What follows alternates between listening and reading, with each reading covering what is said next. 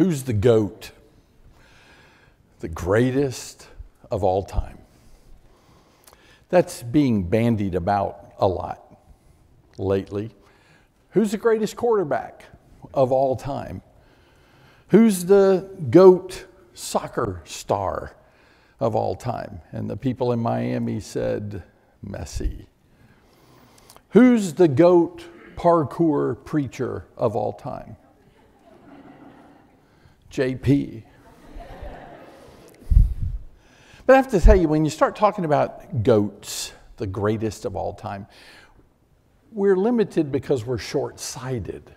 We only see the people that are in our situation right now, and we don't think about the other aspects that might have made someone the greatest of all time. It is comforting to me to know that the Bible struggles with that same thing. Who was the greatest king in Israel's history? Well, there are some would say, well, it's David. I mean, everybody's judged by him. He's the greatest of all time. And then others would say, no. It's got to be Solomon. I mean, think about it. Solomon's the one who builds a temple. It's Solomon who has all the wisdom. It's Solomon who's blessed with the United Kingdom in its heyday of gross national production. It's Solomon. And then you come to this statement made in 2 Kings chapter 18. And I'm going to tell you up front, you're going to probably have to keep a finger in the passage you just left to go to the next one, because we're going to be jumping back and forth between 2 Kings 18 and following and 2 Chronicles around chapter 29 and following. So I'm going to be doing that, and you're probably going to have to do the same thing. So take a gum wrapper, not gum, but gum wrapper, and put it in one of them and use your ribbon for the other. So here's what's said about Hezekiah. It came about in the 3rd year of Hoshea, the son of Elah, king of Israel, that Hezekiah, the son of Ahaz, king of Judah, became king. He was 25 years old when he became king. And he reigned 29 years in Jerusalem. His mother's name was Abi, the daughter of Zechariah. He did right in the sight of the Lord according to all that his father David had done. He removed the high places, and he broke down the sacred pillars, and he cut down the Asherah. He also broke in pieces the bronze serpent that Moses had made, for until those days, the sons of Israel burned incense to it. And it was called Nehushtan. And then this, he trusted in the Lord, the God of Israel, so that after him there was none like him among all the kings of Judah, nor among those who were before him. So I think you would say, who's the GOAT? Got to be Hezekiah. Nobody before him, nobody after him like him. And then you go over to 2 Kings chapter 23, and you read this. This is about Josiah. And it says, before him there was no king like him, who turned to the Lord with all his heart, with all his soul, with all his might, according to the law of Moses, nor did any like him arise after him. Who's the GOAT? Hezekiah? Josiah? Almost exactly the same thing is said about both of those kings. But I want to make a case tonight. Not that Hezekiah is the greatest of all time, but that there was no king like Hezekiah. I'm very grateful to be able to speak on this king. Love his story. I've loved the story of Hezekiah. It has so many elements that in themselves are whole stories. And tonight, it is my task to try to cover the life of this man and all the good things he did, which will take most of our time, And then I want to tell you about a couple of flaws he had, because I want to stick to your theme for the year. But I must tell you, he accomplished a whole lot more than he failed in. So it's only fair that most of our time is spent in painting the picture of one of the greatest kings in the history of the Old Testament. So his story is found in 2 Kings chapters 18 through 20. 2 Kings 18 through 20. Not going to read all that. And then it's also found in 2 Chronicles 29 through 32. And while both those accounts give some things that are the same, sometimes you'll read something in Kings that's not found in Chronicles or not stated the same way. So it's really important that you either find a chronological Bible that dovetails those, or that you go back and forth and read the two accounts and then try to bring them all together, because there's a lot about this king that we want to look at this evening together. So let's start with the things he did that were wonderful. First of all, and this may not sound like much until I get into it a little more, he renounced the sinful ways of his father. And you may say, well, there are a lot of kings like that. I mean, especially in Judah. In Israel, they're pretty consistent. Doesn't matter how bad the father was, the son's worse. But in Judah, you did have bad kings and good kings, and they tended to seesaw back and forth, which is kind of unusual. You'd tend to think, surely a good king would produce good children. But hey, this is not the case. It doesn't always happen that way. And it didn't in this case. But let me tell you just how difficult it was for Hezekiah to renounce the sinful ways of his father. His dad was a horrible idolater. I mean, a terrible idolater. And I want to read for you a kind of a summary of his life in 2 Chronicles chapter 28, verses 2 through 4. 2 Chronicles 28, 2 through 4. Ahaz was 20 years old when he became king. He reigned 16 years in Jerusalem. That's verse 1. It says, he didn't do right in the sight of the Lord as his father David had done, but he walked in the ways of the kings of Israel. Notice, the kingdom is divided now, and instead of being the kind of king he should have been down there in Judah, he chooses to follow the ways of the kings of Israel. And what does that mean? He made molten images for the Baals. Moreover, he burned incense in the valley of Ben Hinnom, and he burned his sons in fire, according to the abomination of the nations whom the Lord had driven out before the sons of Israel. Now, I don't know if Hezekiah was the oldest son of Ahaz, and either Ahaz spared him because he was the oldest, but sacrificed the other sons, or if in fact Ahaz did what was pretty common then, you sacrifice the firstborn. And he did that, and Hezekiah only becomes king by virtue of the death of his siblings. Notice it doesn't say son, it says sons. Hezekiah, in all likelihood, watched his father offer his brothers as sacrifices to the false gods of Israel, Baal and Molech. He likely saw his father pick up his sons or point to them, and the priests picked up those boys and threw them into a fire. Threw them into a fire. And if it's Molech, I'm I'm not intentionally being graphic to shock you, but you need to understand what Hezekiah would have seen. We're talking about an iron God with hands outstretched and a plate on those hands and a hinge on those hands and a boiling fire in the belly, in the hollow belly of that God, so that the children would have been thrown up onto a searing hot plate,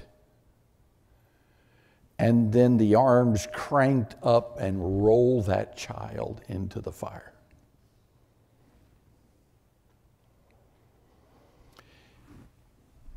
And you might say, well, of course Hezekiah would have renounced that. But many of the kings of both Israel and Judah followed right along in the steps of their fathers. Not so with Hezekiah. Ahaz was a terrible man, and Hezekiah renounced all that his father had done. You know, my best friend, we grew up together in South Tampa, is Mark Broyles.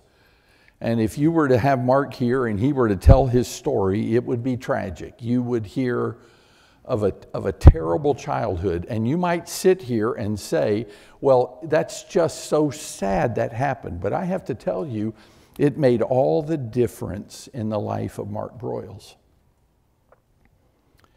because he became a follower of Jesus Christ, so he would never become like the dysfunctional family he was part of. Sometimes the difficult things happen in our lives and we wonder why, and it may very well be that in this case, God is using a rod of discipline to drive us where we ought to be, not a shepherd's staff to lead us where we ought to be. Don't discount the value of difficulties and despair. So Hezekiah grows up in that culture. Notice again, his father had built altars to the Baals and Molech all over their land. And then his father dies, and Hezekiah comes to the throne, and he, secondly, overcame the pervading culture of his time and turned his people back to God. Now, you may think that's easy. You may think, well, yeah, that happens all the time, doesn't it? That one person comes to power and the entire culture is turned away. I don't know about you, but I don't see that happening very much. I'm not getting into politics here, but when's the last time you saw somebody elected who completely changed, not just the legal structure of government, but the hearts of all the people? Because that's what Hezekiah did. He's only 25 years old when he becomes king. 25 years old. I'm not going to ask for a show of hands here, but if I were to say, if you're 25 years old, raise your hand. Now the rest of you, look, is that the person you want ruling you?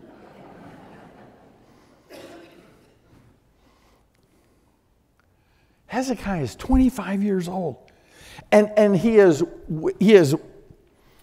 within a nation where the people themselves are corrupt. The priests are corrupt. So it's not like he's got this big contingent. He's got these political action committees who are all ready to put him in power and pour the money in and bring it about. He almost stands alone and almost single-handedly turns the tide of life in Judah toward God. How very young to be so decisive and so contrarian to culture.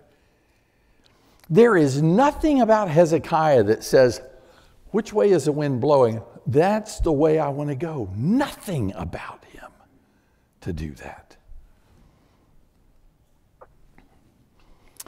Within the nation, the priests are corrupt, the people are corrupt, But without, there's something else that many of us, we only hear about in passing. We know the name, but I don't think we have any idea of what it was like to live in a world where the dominant world power was Assyria.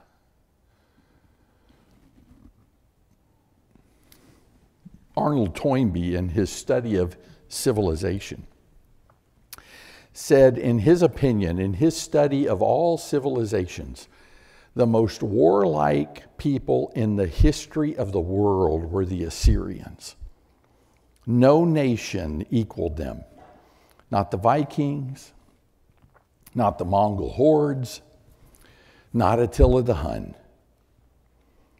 not Hitler's Nazi Germany. Toynbee says the only reason the Assyrian Empire collapsed was their soldiers outran their supply lines searching for another war to fight. I mean, these guys are the Klingons of the world. The Assyrians are so brutal in their policies that whenever they went into a town to lay siege to it, the first thing they did was drive a number of stakes into the ground and then take the leaders from the last town they had conquered and grab them by the legs and pull them down over those stakes and impale them and let them die a slow death. While the spokesman for the Assyrian army said, you can surrender or you can let this be your fate. The Assyrians were a nation known and mentioned by the prophets as being people that would take their captives and they would displace them. Their thinking was, don't leave people where they are. If the Assyrians came to Tampa and they conquered Tampa, most of us who live here would be transported someplace else. And not all the same place. Scatter them and spread them out, because if you divide the people, they can't ever unite to fight against you again. But in taking us out, it wouldn't be in manacles, and it wouldn't even be in shackles. The Assyrians took hooks and drove them underneath the jawbone, and it came out through the cheek, and it was connected to the next person, and the next person, and the next person. They literally pulled them by their jaws from one place to another. This was the world power Hezekiah has to face. Tiglath-Pileser had come in the days of his father Ahaz, and his father Ahaz had paid a huge tribute to Tiglath-Pileser to be his ally. Hey, I want to be your friend. And let's make a covenant and a pact against the Egyptians and the Philistines. And Tiglath-Pileser said, sure, I'll do that. And then as soon as he had conquered with the help of Ahaz the Egyptians, Tiglath-Pileser turned on Israel and Judah, demanding more and more tribute from them. And then came Sargon. Sargon came along, and in 722, he's the guy who sacked Samaria, took everybody prisoner, killed most of them, and then came, listen, only 40 miles separates Jerusalem and Samaria. Only 40 miles. Think in terms of Tampa and Lakeland. Now, if a massive army came and slaughtered everybody in Lakeland, do you think the people in Tampa go, well, that's there. It doesn't affect us at all. You're only 40 miles away. That army marches in days and can be at your door. Sargon conquered Samaria 4 years after Hezekiah became king. Turmoil? Fear? Trepidation? Absolutely, he had those things. And then when he's 39 years old, here comes Sennacherib. We'll get to his story in a moment. There were no religious reforms that had ever taken place in the land of Judah like those under Hezekiah since the days of Jehoshaphat. That's what the Bible says. But you need to understand how many years separate Jehoshaphat and Hezekiah. It's 125 years. There's been no reform like this one. There's been some modicum of reform, but nothing like this since the days of Jehoshaphat 125 years earlier. A similar time frame for us would be, there's nothing that's happened in this nation as good as what happened back in 1898. That's a long time, folks. And Hezekiah brings it about. What did he do? Well, first thing he did, you know, we hear presidents all the time say, if I'm elected, presidential candidates, if I'm elected, on day one, I'll do this and this and this and this. We say, man, that's a worker. Let me tell you what Hezekiah did. As soon as he became king, he said, we're cleaning out the temple. Do you know what that meant? Getting rid of all those idols. All those things that his father had put in place. It meant restoring the gold on the doors to the temple. We're getting gold and we're going to plate those doors like they were before. My dad stripped them so he'd have to pay tribute to the Assyrians. Make those doors right. You priests get in there and clean out the temple. And listen, you need to understand the temple is probably not much larger than this entire building here. How long do you think it'd take for them to get rid of the stuff that's there? Well, it's a statement of how bad it was in the temple that it took them 16 days to clean it out. That's working all day long. 16 days to get rid of the junk that Ahaz and others had put in the temple. That's how corrupted it had become. And then they found this thing. They brought it out. They said, oh, this they've been offering incense to. What is it? It's been there since the days of Moses. Since the days of Moses. It's that brass serpent. Now, wouldn't I, thinking like good historians, say, well, it's a shame they misused that, but we can't destroy that. I mean, that's history. That is history. That Moses fashioned that. He had that made. That saved Israel. And Hezekiah said, break it up. Break it up and melt it. I'll have nothing to do with that kind of idolatry. Not that in its original purpose it was idolatrous, but it had become that for the Israelite people. Nehushtan. Break it up and melt it down. And then in 2 Chronicles chapter 30, he reinstitutes the Passover. They haven't had that in a long time. And now he offers the invitation to the Israelites who are north of him, hey, any of y'all want to come? He said y'all, because remember, Judah's in the south. He said, any of y'all want to come down here and celebrate the Passover with us, you come. And 2 Chronicles chapter 30, verses 13 and 14 says, as the people were coming toward Jerusalem, they tore down all the idols and the offerings to false gods and cast them into the valley Kidron. The people did that. They did that. That's how inspiring Hezekiah was to them. No religious reforms like his. And then you've got this interesting statement. I find it interesting not only because it's unusual, but because of what is found in it. I'm in Proverbs chapter 25, just a quick stop there. Proverbs 25, here's what it says. These also are proverbs of Solomon, which the men of Hezekiah, king of Judah, transcribed. Now, isn't that interesting? Hezekiah evidently found somewhere a bunch of the proverbs of Solomon. You know how sometimes there are music groups and they disband, and then many years later somebody says, hey, we found some tapes of music that were stored of this group, and they bring it back out, and everybody's so excited about it because we didn't even know they had that music.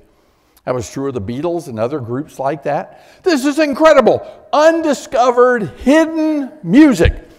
Somebody found some of Solomon's Proverbs. And I just wonder did Solomon write him and he goes, nah, I don't like this one. Tosses it aside. I need to rework this one. I'm going to think about this. And they found those and they compiled them. But let me tell you one of the ones that's there because it has a bearing on our lesson. This is one of the Proverbs that's found in that chapter. Chapter 25, verses 6 and 7. Do not claim honor in the presence of the king. Do not stand in the place of great men. For it's better that it be said to you, come up here, than for you to be placed lower in the presence of the prince whom your eyes have seen. I want you to remember that proverb because we're going to come back to it in just a little while. And then Hezekiah did follow, to some extent, the patterns of his predecessors. As I told you, his father Ahaz had made a pact with the Assyrians that didn't turn out well. But that was pretty standard political machinations of that day. It was pretty normal to do that. No one nation was powerful enough. I play Risk sometimes with my grandsons and my sons-in-law. You can't win Risk without alliances. So nobody wants to go to the bathroom or get up and leave the room when you're in the middle of a Risk game because you'll come back and find out everybody has decided to put you out. And I speak from experience. So you make alliances. Hey, I'm kind of weak and you're kind of weak, but together we can be kind of strong. And so Asa made a treaty with Ben-Hadad. And Jehoshaphat made an alliance with Ahab. And then Judah made an alliance with Ahaz of Israel. And Ahaziah of Judah made an alliance with Joram of Israel. And Ahaz made that alliance with Tiglath-Pileser. So Hezekiah does that. Now, before you judge him too harshly by saying, well, he should have just trusted in God. He should have. And I'm not disagreeing that that's the case, that he should have trusted in God. But the point is, this is what kings did. And he did make an alliance with the Babylonians and the Egyptians, which could have been disastrous for him had it not been for a point we're working toward. The prophets who existed in the days of Hezekiah were pretty notable. I mean, the chief of those came from the noble house of Judah himself, and that's Isaiah. And Isaiah writes much about the reign of Hezekiah, and he's a very prominent figure in the life of King Hezekiah. But at the same time, there's also Micah and Hosea, who are also prophesying. They are prophesying the fall of Israel and the future fall of Judah. They're all saying this nation will be punished. And Hezekiah knows that, but instead of being fatalistic about it, or instead of being resigned to it, or instead of fighting God about that, Hezekiah does what he can to manage his people and keep them faithful to God. So when Sennacherib comes, Sennacherib's the king of Assyria. Hezekiah is now 39. When he comes, Hezekiah says, let's stay faithful to God. Don't let this get to us. So let me read 2 Chronicles chapter 32, the first 8 verses. Now, after these acts of faithfulness, Sennacherib, king of Assyria, came and invaded Judah and besieged the fortified cities. Now, again, Please understand what that meant. We read that and it sounds so clinical and it sounds so pure. There is blood all over those words. Leaders of the cities are being impaled and beheaded. Their heads are being stacked up in a pyramid by the Assyrians. Everyone is terrified of this nation. There is no mercy in the hearts or words of the Assyrians. So when you read those words, he came and he attacked, don't think in terms of any kind of modern warfare whatsoever. Think of the most brutal nation on the face of the earth, laying siege to your cities. And he thought to break into them for himself. Now, when Hezekiah saw that Sennacherib had come and he intended to make war on Jerusalem, he decided with his officers and his warriors to cut off the supply of water from the springs which are outside the city. And they helped him. So many people assembled, and they stopped up all the spring and the streams which flowed through the region, saying, why should the kings of Assyria come and find abundant water? He rebuilt all the walls that had been broken down. He erected towers. He built another wall, strengthened the Millo in the city of David. He made weapons and shields. And then he says in verse 7, be strong and courageous. Do not fear or be dismayed because of the king of Assyria, nor because of, listen to the words, all of the horde that is with him. For the one with us is greater than the one with him. With him is only an arm of flesh, but with us is the Lord our God to help us and fight our battles. And the people relied on the words of Hezekiah, king of Judah.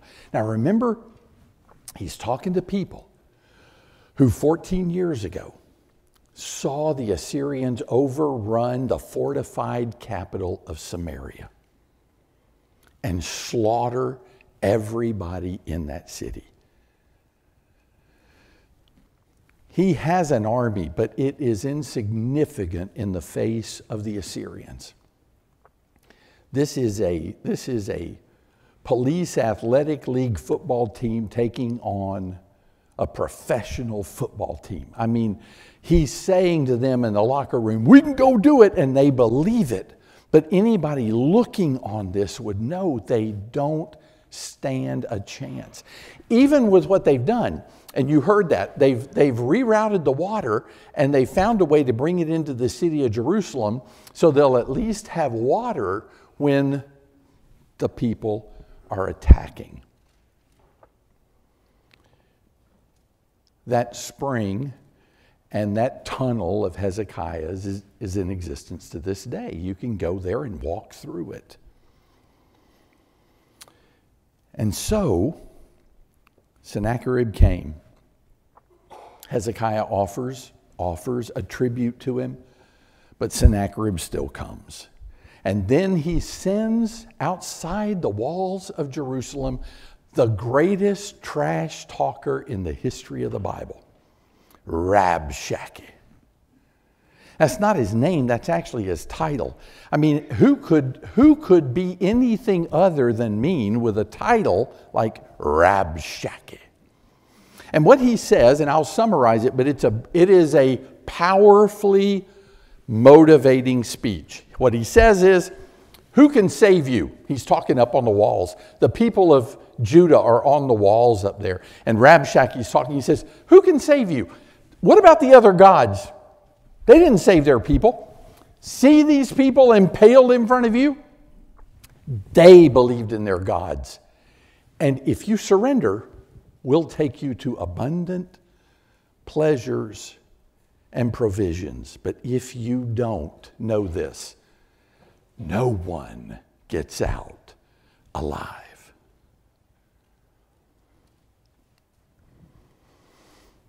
And Hezekiah went to Isaiah, and he prayed to God, and he went to the prophet of God and said, what does God say? And Isaiah chapter 10, verse 16, God promised to send what he called a wasting disease on Assyria. And Hezekiah prays to God. Listen, he does not pray to God, save us. You know what he prays? God, your reputation is on the line. This man is profaning your name. You must rise up and defend your honor and do what is right. So here's what 2 Kings chapter 19 says in verses 35 through 37. And then it happened that night, that the angel of the Lord went out and struck 185,000. Did you hear that number? Struck 185,000 in the camp of the Assyrians.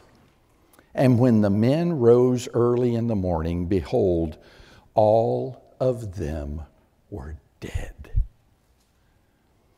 So Sennacherib departed. He returned home. He lived at Nineveh. And it came about as he was worshiping in the house of Nisroch, his god, that Adramelech and Sharezer killed him with the sword. And Esarhaddon, his son, became king in his place. 185,000 soldiers died of a wasting disease in one night. 208 years ago, an incredible poet named Lord Byron wrote one of the most powerful pieces describing this scene that's ever been written. The Assyrian came down like a wolf on the fold, and his cohorts were gleaming in purple and gold, and the sheen of their spears were like stars on the sea when the blue waves roll nightly on deep Galilee. Like the leaves of the forest when summer is green, that host with their banners at sunset was seen. But like the leaves of the forest when autumn hath blown, that host on the morrow lay withered and strown.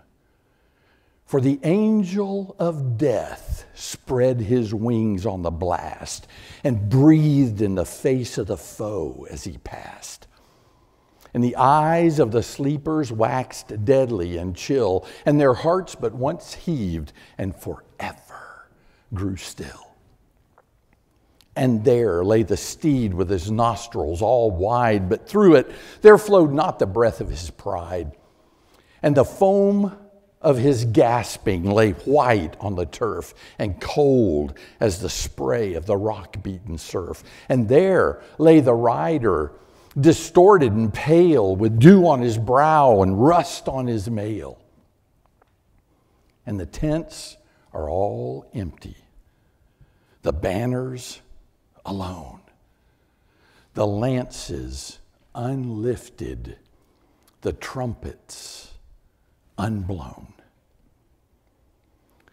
And the widows of Asher are loud in their wail, and the idols are broke in the temple of Baal. And the might of the Gentile, unsmote by the sword, has melted like snow in the glance of the Lord.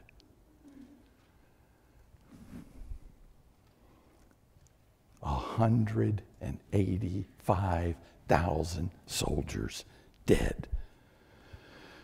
I'm going to save my last point for the classes coming in, and we'll offer one last thought and an invitation then. We'll stand adjourned for a moment.